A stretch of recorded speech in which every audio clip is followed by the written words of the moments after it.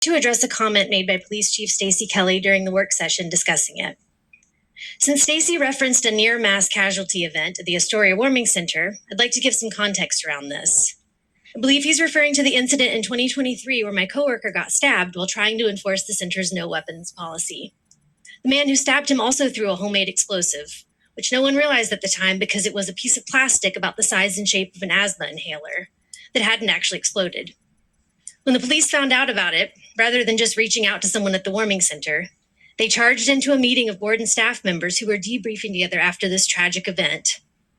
They demanded we hand over the device, which we readily did, then shook it in our faces as they chastised our already traumatized workers. So either Chief Kelly failed to clear the building of the roughly 15 people in it before sending his officers in and allowing them to wave a deadly explosive at us, or he knows full well that this device was in no way capable of causing a mass casualty event.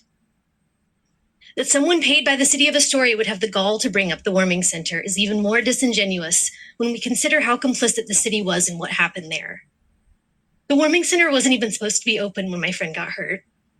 We decided to merge with Lifeboat Services, and we were only planning to run that season until they opened their year-round shelter.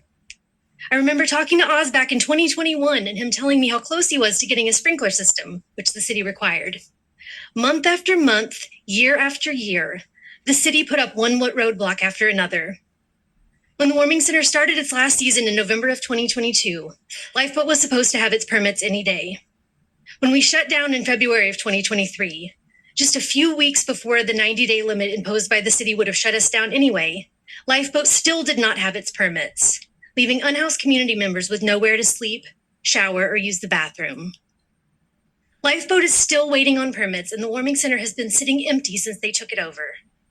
Not because we don't need it, but because of petty local politics. If we want to discuss the near mass casualty events at the warming center, let's talk about those it prevented.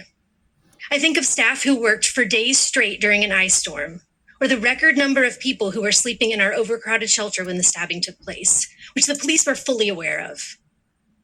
We didn't take on so much because we had the resources to, but because there was nowhere else for people to go.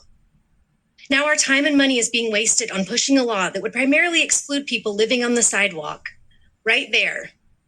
To the people online, I'm pointing. This is a block away, and so is the warming center. We're talking about kicking people who are already living off the sidewalk off of it when there is a shelter that is sitting empty. Thank you for your time. Thanks, Amanda.